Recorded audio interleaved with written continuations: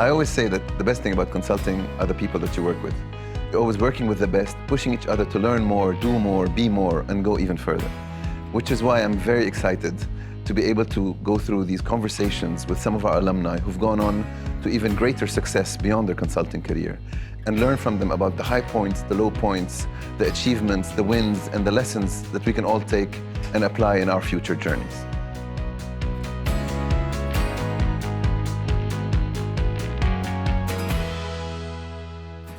Anna Germanos, welcome to Unscripted.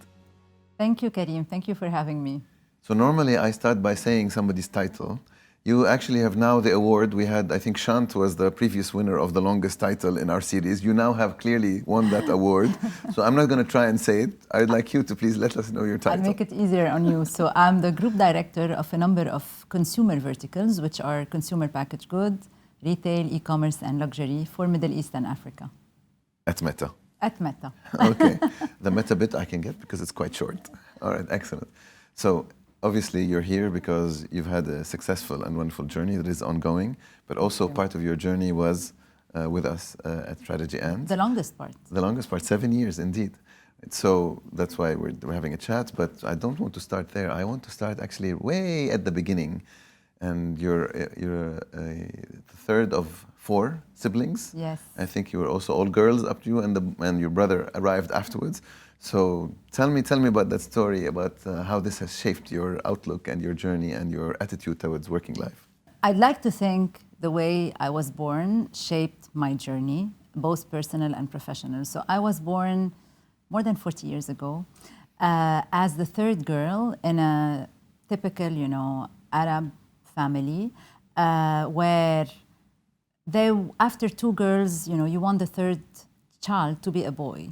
And when I was born back then, we didn't have scanners to identify the gender of the baby. So everybody was waiting at the hospital waiting for the hopefully boy, and then a girl came and everybody left.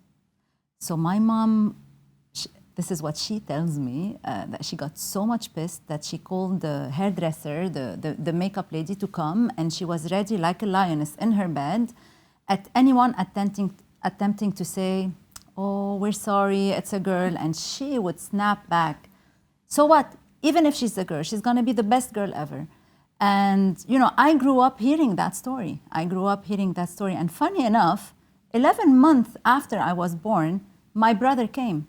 So my mom got pregnant probably 3 months, after she gave birth to me with the boy who finally came. And back then, the scanner came to the hospital, and when they found out it was a boy, they celebrated. But I grew up hearing the story that, when you were born, everybody left. Even my grandma left the hospital, and she later apologized for this.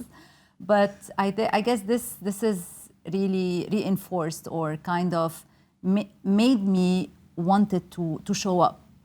Even if I was the third girl, and even if I wasn't the one that everybody wanted to see, and I came, and I'm here to make a difference and an impact. And I hope by now they changed their mind.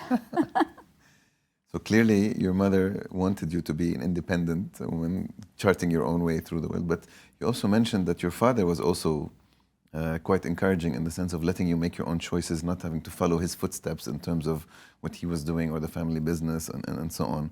So is that also, it sounds like there was a continuous message at home of go and chart your own path. Is that something that you would There was definitely messages of empowerment throughout my, my education. Whether on my mom's side, she was, a very cultured lady who had to, unfortunately, not work, because back then, working with the public government was not open for ladies. She used to be, she graduated with a degree of law. And at the age of 19, she had my eldest sister. So she married very young.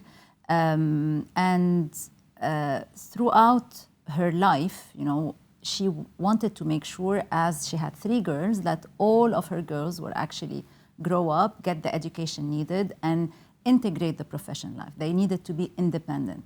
And I keep, hearing her voice in my mind that Anna, you have to work, you have to be independent, you have to fulfill your dreams. So that's really has been a driving force in my education. And on the other side, I had my dad, who was a surgeon and who actually has seen it all. So we had a family-owned hospital that my father and my grandfather established back home, and Lebanon back then, went through several stages, and he was an orthopedic surgeon, and he had tough years, practicing his job in Lebanon. So he didn't want any of us to go through this and to go through, the long years of medicine education and then have to face what he faced. So he gave us the choice. I would say partial choice, because he said, no one does medicine, but you're open to do anything else. And I was good at school, so had good grades back then, and we had zero orientation. I mean, back in the day, we don't have what the kids today have. We don't have access to the internet, to all this information that was available. So if you had good grades at school and you were one of the top, you'd either go for medicine or engineering or law. Law was a no-go for me, so medicine, unfortunately, was not a choice that I could have made, although I would have loved to go into medicine. So engineering was the only option left at the table. And this is how I got into engineering. Okay. You got into engineering, but then you went into software development for banking, but most of your career has been on the retail and the fashion and the luxury side. So how did that come about? So this tells you that you don't have it figured out at the age of 18, and your journey is actually a series of events that one develops after the other, and you don't have it at all figured out from the beginning. So when I graduated from school, all my family used to go to, the French university back in Lebanon, and I wanted to do something different. So I was the first one to go to the American university, simply because I wanted to explore another system. I wanted to see something different, something new. And I've always been curious to see something new and to push the boundaries. And so that's why I went into engineering. And a year into the program, I realized that this was not my true calling. Although I had the best grades, I was on the honor list. So I went and I spoke to my advisor, and I want to do something else. I want to do economics. All my friends were in upper campus in economics, living the life. And he said, no, you want to do it, go try, but I'm sure you're going to come back. And I went and I registered summer courses, economics. First session I go into, and then we start, the teacher back then started explaining about these concepts of economics, and everything was so, for me, difficult to grasp, so abstract, and I missed my equations. And immediately after, I went back to the advisor and said, no, I'm dropping the economics course, I'm back, and I'm enrolling back into engineering. Although I have a degree in engineering, and I spent 4 years, was one of the best experiences of my life, and I really enjoyed the days on campus. I knew that I didn't want to go into the technical field of engineering. So that's why I went into software development. I used to be very interested by finance. Actually, I took some finance courses in the last year, which triggered this, again, curiosity into finance. So I found a company that does software development for financial companies. So a blend of engineering and finance, which was for me the best combination back then.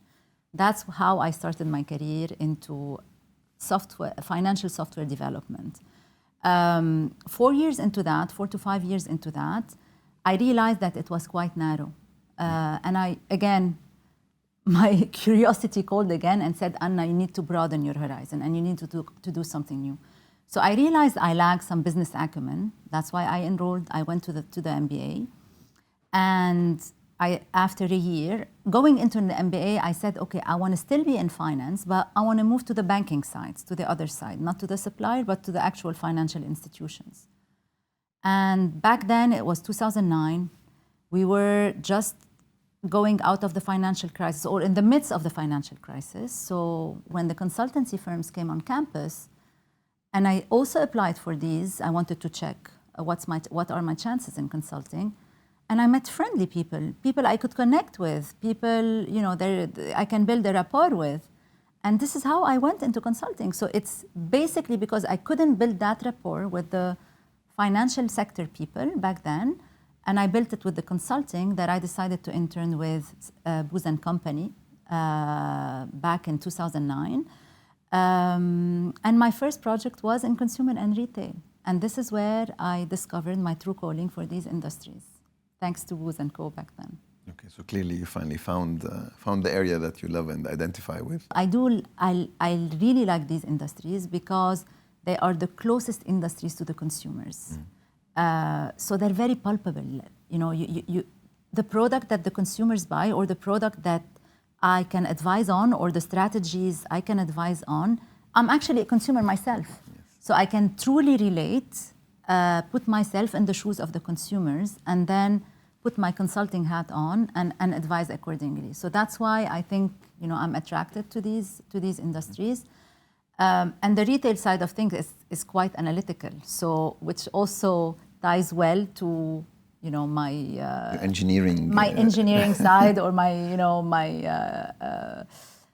I'm comfortable with numbers, and I'm so that what also brings, it's not fluffy, it's quite analytically driven, which makes it quite enjoyable.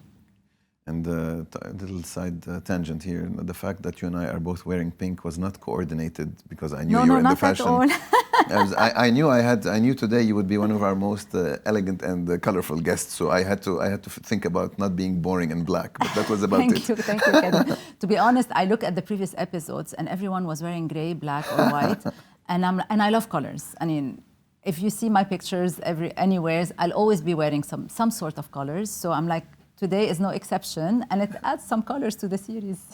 Yeah, absolutely, absolutely.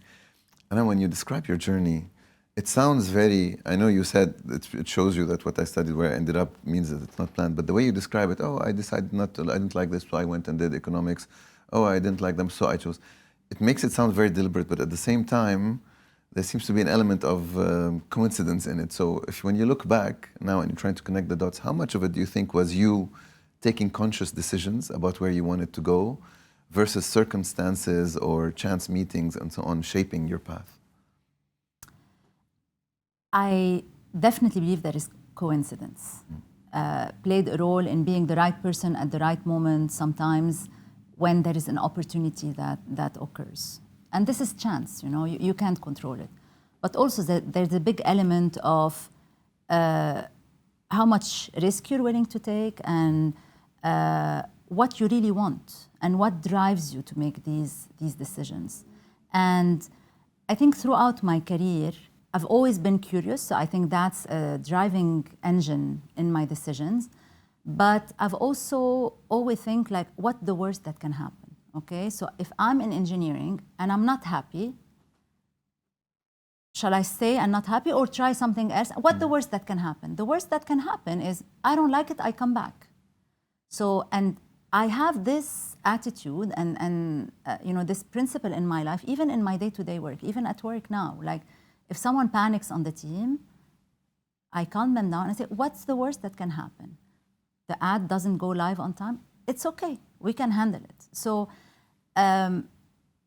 building, you know, a bit of risk-taking with the curiosity, with the ability of bearing the consequences of the worst that can happen, has been driving my choices throughout my career.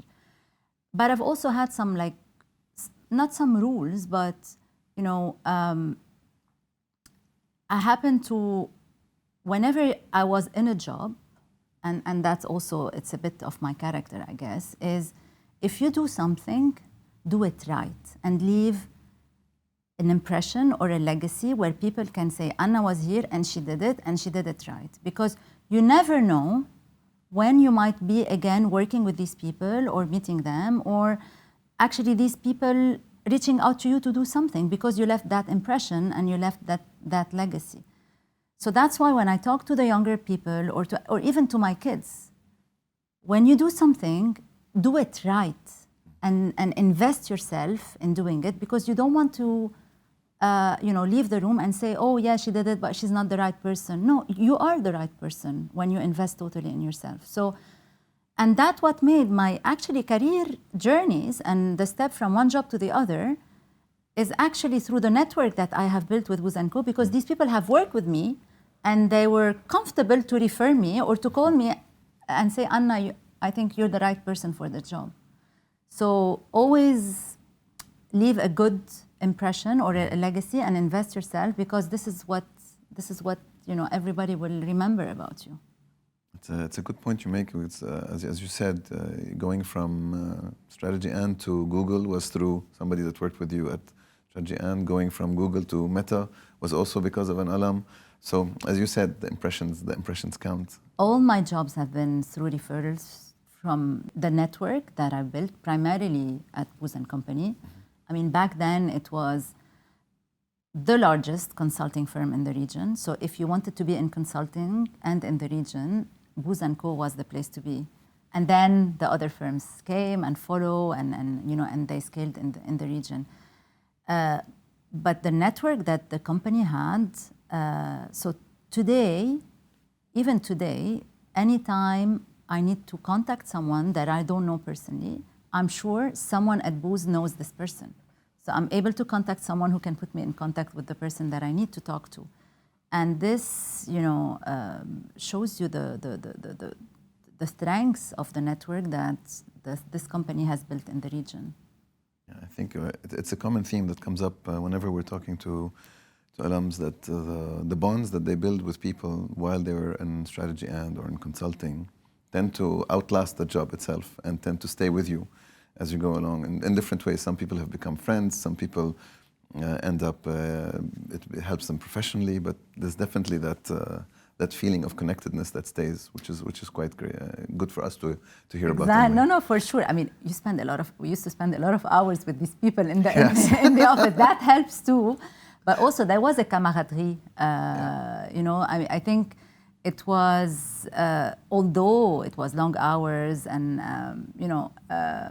difficult conditions, long nights, but looking back at these years, it was a friendship between, all of us on this particular project. And now I have many friends, and we laugh at, some instances, some few things that happened on this project. And it was, yeah. The good news, the camaraderie is still there and the friendship is still there. We made the hours a bit better compared to your time. But I heard so. All right, but you ended up in retail. Yeah. And you're sitting at the intersection of technology and retail. Part of your role, as I understand it, is to basically maximize the benefit of using technology and digital means for retailers to achieve their aims and their growth and so on.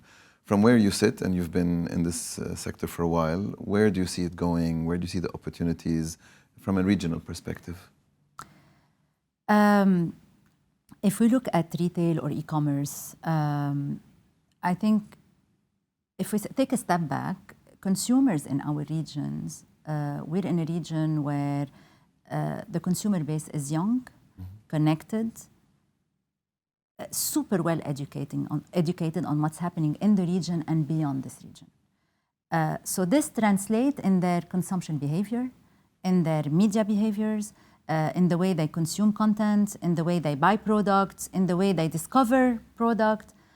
And businesses in retail or in FMCG or in luxury have been trying to really follow the same pace of digitization of the consumer, but they haven't fully succeeded into getting where the consumer is today, but for different reasons. But they're catching up. So today, I would say in the past 7 to 8 years, I've seen and we've seen a massive digital transformation happening across all the major groups in the region, be it on the marketing side or on the operational side. And today, more than ever, with AI, I mean, I can't do an interview or a discussion working for Meta without touching on AI. But with AI coming into place, you're infusing technology in every single processes of any business today. So when we look at retail today and how is it, we're in a region where there is a lot of development happening that have direct impact on retail in general. Whether it's the influx of people into the region, whether it's the investment being spent. We know, for example, that just in Saudi Arabia, there will be 4 million square meters of retail space by 2028. So imagine how much more retail space and the impact on the sector this will have. All the companies coming and investing in the region and establishing local presence. So retail is growing and continues to grow. E-commerce penetration is, I would say, around 10-12% today. Can reach, we see some markets where it can reach 20, 25, 30%. So there is headroom to grow, and it is growing. We've seen innovation in retail, that whether it's around quick commerce, whether it's around all the instant deliveries that we have today. Most of the companies are enabling 2-hour deliveries, or some of them, the quick commerce, in 12, 15 minutes, you get what you want. So these are innovations that are happening in our market much faster than in other markets. So all of this to tell you that we're in a good place where retail is growing, and where we're trying new experiences in retail, where retail is becoming connected. So I call it the connected retail, where it infuses really technology in the industry itself. So what are some things that I think big retailers are focusing on to strengthen their position vis-a-vis the consumers? One is really about hyper-personalization. So how do you really personalize your offering to the taste and to the likes of what the consumer wants? So again, being there when the consumer wants you, so that the consumer picks you and buys you. That's eventually the end goal of retail, is for consumers to buy their product. And so that's around hyper-personalization. And second is about what are the different retail experiences today the consumers are very familiar with, but the businesses are not doing or are starting to do. Live commerce is a huge one. Business messaging is a huge one. So these are all interfaces where businesses can sell and can market their product that they're starting to tap into, because the consumers are there. Today, if you take WhatsApp, for example, it has over 90% penetration, and the highest penetration as an app today, as a messaging app in our region. So consumers are there, and businesses are now, we're working with them, advising them on, okay, where do I start my business messaging journey?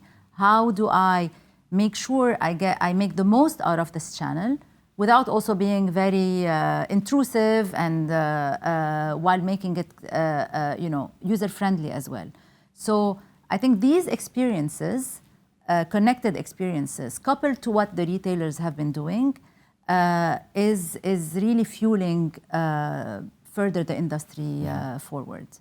As you mentioned, we have a consumer base that's quite digitally savvy, more so than many other parts of the world. In the GCC in particular, a lot of smartphone and broadband penetration. You also mentioned that maybe our retailers are not quite at the same level. There is movement, but the consumer is ahead of them in this.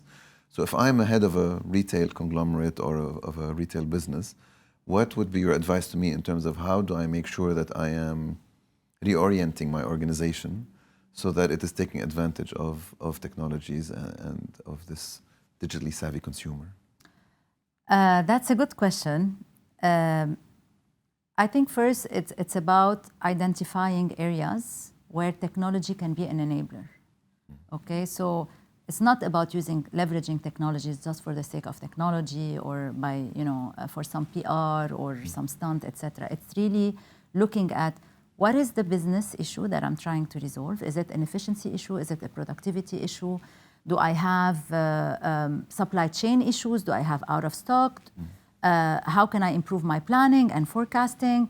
And what is the best technology that can be used towards solving these business issues? So first, it's really identifying what are the issues we're facing and where can technology fit in to improve overall productivity and efficiency. And I think this is where really today all the retailers are thinking about technology.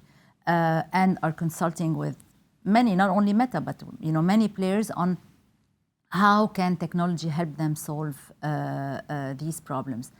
If we look at the marketing side, which most of my discussions are today, you can have the best creative, the best campaign. If you don't have the proper ad tech to measure the return on the investment that you have put into the campaign, is fairly inefficient, because you're spending probably a lot of money to come up with these nice campaigns, but if they're not driving return on investments or the return on your ad spend required, and if they're not driving the right conversions for your business, why do it from the onset? So unless you have the proper technology to be able to measure all the returns that you're doing and to do the proper attribution on the different touch point and the different channels where the consumers are seeing this ad, will help you really understand where you put your bucks. And this is where we really work with the advertisers and with the retailers on making sure this is set and this is available and they're comfortable with whatever they have.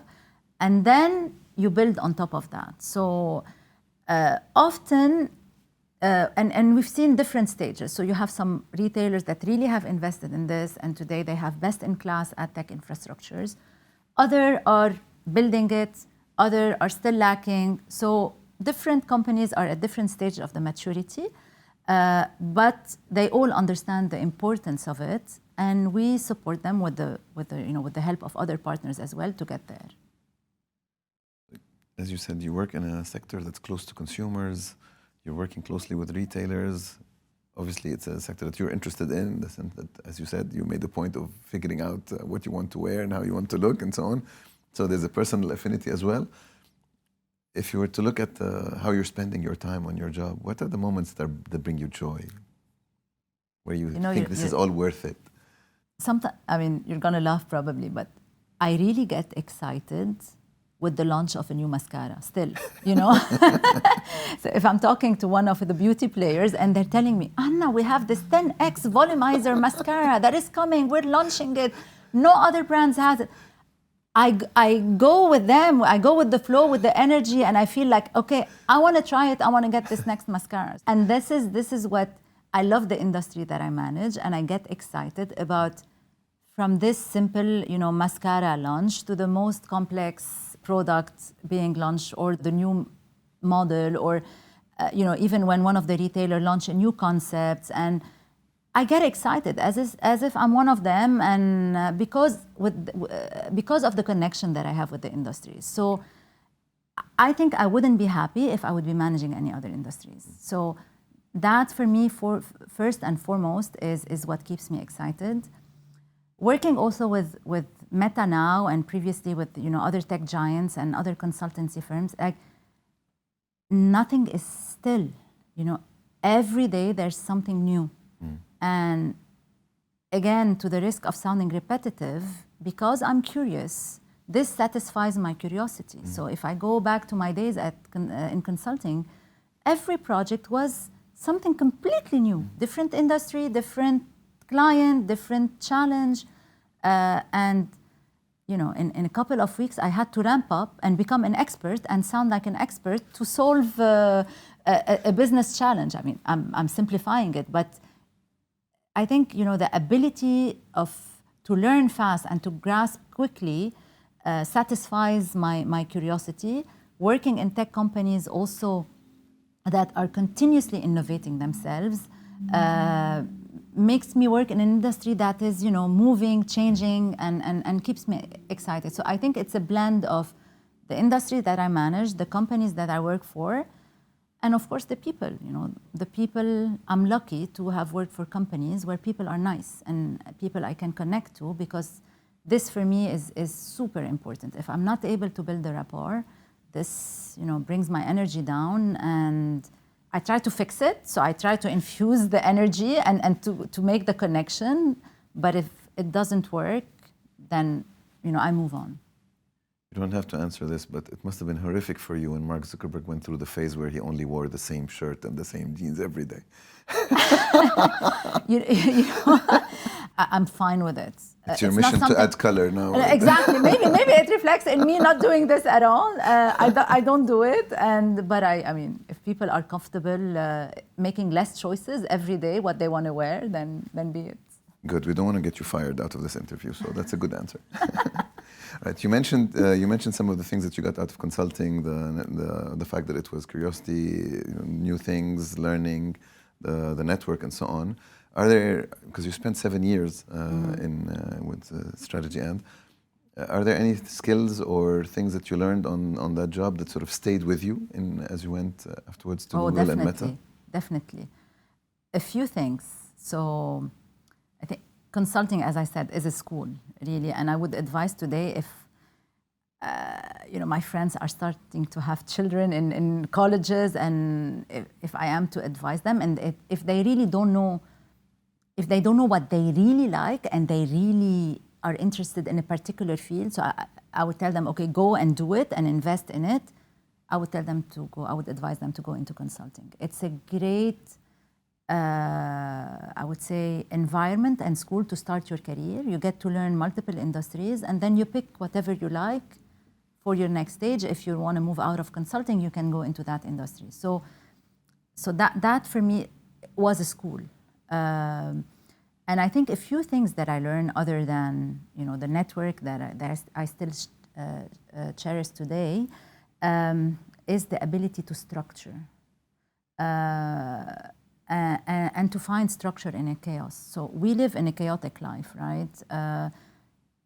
We're every day exposed to things that when you need to process them and to find a solution, first and foremost, you need to structure them. And this has been my approach to life, both on personal and in my professional world. Okay, we have this. Okay, what do I do? 1, 2, 3. To do 1, 2, 3, what do I need to feed into 1? What do I need to feed into 2? What is the outcome? What am I trying to solve for? So this approach has helped me really, really structure. And I happen now to sit on a team where not many of them have consulting background. And I see people struggling in getting into, okay, where do I start? And this is where I come in and listen, don't worry. Okay, what are we solving for? Okay, how do we structure? This is the first thing, this is the second thing. And I still enjoy drawing on the board and do these things. So I do believe it's a skill that helps a lot into organizing the chaos that is around us. And the second one, I think it's, I don't know if I should say it, but I'll say it. It's building thick skin. Mm-hmm. Once you've done consulting and you've seen it all, I mean, at least back in the days, nothing gets into me anymore. And this is something that I think is a strength, because today, you're dealing with people who might not think the same way you do, or who might have opinions or reactions in meetings, etc., that you won't necessarily like, and some people take it personal, and some people get offended, etc. I don't. I put myself in their shoes, and it doesn't get into me. It doesn't get into the inside of Anna. I might, yes, probably, get upset a bit. It's fine, but it doesn't really get into me. And I think this is something that I learned in consulting. When we had some tough meetings with clients, had to do the whole presentation again, long hours, etc. So it teaches you to build that muscle, and I think this is a muscle that helps in the business world. That's definitely something that's still a skill that gets picked up. I can tell you from recent experience. So you mentioned the analytical thing, and you mentioned how you structure about everything. I find sometimes that I find this seeping into my personal life. So when I try to talk to now my teenage daughter, and I start getting, I catch myself getting into problem definition, breakdown, and so on. And she just looks at me, is like, Dad, why are you making it all so complicated? Sometimes I have to catch myself and make sure, okay, I'm not the consultant at home, I'm the dad at home. But talking of home, You've had a great career. Obviously, you've had that impetus and that push from your parents to make something out of your life. But at the same time, you're also a mother. You've also had to juggle both a working life and being a mom. Any lessons that one taught the other in terms of the two different personas? Are they two different personas? Are you the different person at home versus at work? How did you change at work once you became a mom? What lessons did Anna learn from herself as she transitioned from career woman to career woman and mom? I mean, becoming a mom has definitely changed things in my life. So basically, I was in consulting, still in consulting, when I had my daughter, who's now almost 11. And I remember when I delivered, an email was sent to the team, you know, Anna just had the best deliverable of her life, her daughter. So, you know, these are... Consulting humor, like everybody who's not consulting watching this laughed. Now, everybody who's not consulting watching this now, they're like, what are these people on? But we get it. Consultants would get it, yes. Right? But, and I wanted to do it, to continue on doing it with the baby. And I managed to do it because I luckily had the support of the partner back then, who helped, you know, ramping up on project, your baby, not your billability back in the days. And I did it. I also had guilt feelings and everything, but I was also motivated to prove to myself first that I can still do it even if I have the daughter. And I wanted eventually to show her that, and it probably goes back to what my mom used to tell me, that no matter what happens, you have to be independent and you have to continue. And I wanted to do to show the same. I mean, she was a baby; she wouldn't. But I knew that I didn't want to quit, right? So I did it with my daughter, and then I got pregnant with my son. And this is when, and I continued traveling with consulting, and I realized at one point that I wanted to spend more time with them, and that I would need something different. It's something that I have felt, and I decided to listen to this voice. And again, another coincidence, while I was about to deliver, a friend who used to be colleagues at Boost called me and said, Anna, there's an opportunity at Google to lead on consumer packaged goods, which is what exactly you do in consulting. So again, the same industry. So I decided I interviewed, I was 8 months pregnant, you know, and it worked. So for me, it was the best exit from consulting, going into the tech world, which was evolving rapidly, etc., and which, you know, going back to my engineering route is you know, there was also this connection with technology and with tech in the world, while continuing on serving the industries that I like. So if I hadn't been a mom, I wouldn't have made that choice.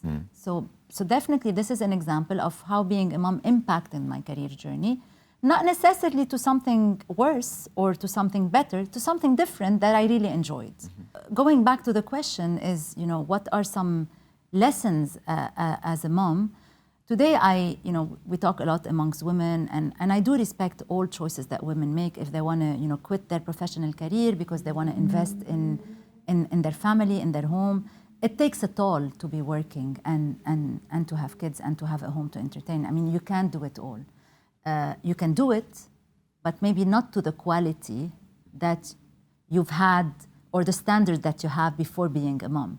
You'd have to drop some balls, but you need to make the right choice of which ball you're dropping, and making sure the ball you're dropping is not the glass one and it breaks. You know, it needs to be the sponge that you're dropping. So, and I've made these choices. So today, my advice or some lessons is, if you want to continue your career, you can do it. If I have done it, anyone can do it. But you have to make some choices that will help you do this. One of the first choice is who you marry, right?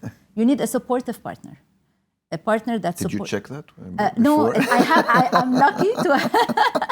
I mean, I did because he's even before we got married, you know, bearing with the consulting lifestyle was also a testament to the fact that he would be supportive. So that's really important, because you need someone who believes in your potential and who gives you the space to fulfill this potential. being supportive and taking some tasks at home when you're not there to do them. So that's the first thing. The second thing, and it's a rule that I apply, is outsource anything non-core. What do I mean by this? Is anything that I can delegate at home that is not related to the kids, I do. When I'm at home in the weekend, I'm 100% dedicated to the kids. And thirdly is about being comfortable with the emotions that we feel, whether it's guilt, whether it's, I'm not perfect. Of course, I've had some downs and sometimes thinking, I'm not good enough. I'm not organizing as many play dates as other moms are for their kids. And then you have to be comfortable. You say, okay, it's okay. If you're not the type of mom that organizes play dates, it's fine. I do, by the way, a couple. I'm sure. When I have to. And then, you teach the kids how to adapt to your lifestyle. So my kids know, they ask me every day, are you coming back home early today? Or do you have something at work? And I say, no, I have something at work. And they're fine with it. But when I answer, I'm coming back early, or when they see my car parked outside of the house, it's like euphoria, that they're very happy to see this, because whatever time I spend with them is quality time. And I think, to wrap up this as an advice is really follow your gut feeling. If you want to do it, you can do it. So trust yourself and be in an environment and surround yourself with people who will allow you to do it. Otherwise, it will create a frustration that you'll carry it throughout your life. I like the way you're framing it, in the sense of maximize the quality of the time that you do have, and don't be so hard on yourself after all, if you have to make those compromises. Exactly. Outside of work, also another thing that you're quite involved in is education and women's education and entrepreneurship and empowerment. Does that also come back to the mom influence, or where does that come from, and how does it manifest in terms of how you engage with it? I'm sure if you ask a professional or a psychologist, everything goes back to the to the childhood. Yes. I definitely, I'm personally vested in education. I love sharing knowledge and things that I can teach or I can give back that will improve or that will help others grow is something that gives me satisfaction. So, and I do believe today that education is the best area where I can invest and I can help to equip people to get the best version of themselves through education. So how do I do it? I'm part of an organization called Life. That mission is to educate underprivileged students in Lebanon by connecting all the Lebanese expats outside of Lebanon, and that to empower basically students that do not have the means to pay their tuition. So we relieve this burden from them, and that creates a huge relief for talented students that can focus on their studies and on getting their graduate rather on thinking of the means to be able to do this. So that's one way, and throughout this organization, I also have access to all the students that I happily give advice, especially on as they're going to graduate and to integrate the professional world. But also I do get random requests from people I know, their daughters, their sons. Anna, can you have coffee with them? They're completely lost. They don't know what they want to do. You've been through a lot. Can you help them a little bit structure their thoughts and get them to know a little bit what they want to do? I sit with them and I have coffee with them. And I don't know if I have the right answers to them, but at least I've gotten some feedback. Thank you, Anna, so much. You've helped them really, think a bit where they want to go. So these are things that I do that I really enjoy. And I do believe today we have, in the Arab world and specifically in some countries, amazing talent and amazing students that they just need this push to help them get into their, the right choices in their career, or the adequate choices in their career. And I'm if I'm one of the people that would help their choices or influence their choices, then I'm very happy. Yeah, the energy and the passion shows. It's a very different tone than when we're talking about other subjects. It's quite clear.